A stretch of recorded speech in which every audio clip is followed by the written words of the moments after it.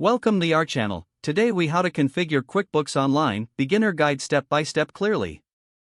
To start configuring QuickBooks Online, first, navigate to the QuickBooks Online website. Click on the Sign Up button to create a new account. Fill in the necessary details, including your email address and password. Once registered, select your company type from the provided options. Enter your business name and industry to help customize your account. After that, you will be prompted to input your business address.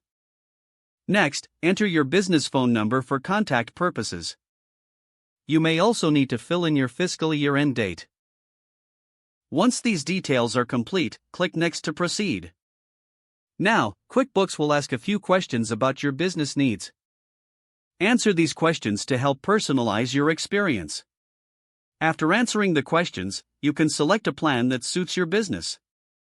Once your plan is selected, confirm your billing details. After this, QuickBooks will guide you through an initial setup. You will be prompted to connect your bank accounts for automated transaction importing. Follow the on-screen instructions to connect your bank securely. Once connected, QuickBooks will begin downloading your recent transactions. Next, it's important to set up your chart of accounts. Click on Accounting from the left menu and then Chart of Accounts. Review the default accounts and add any additional accounts your business may need. Now, you'll want to set up your invoice preferences. Navigate to Sales in the left menu and click on Invoices. Customize your invoice template with your logo and payment terms. Next, set up your customer information.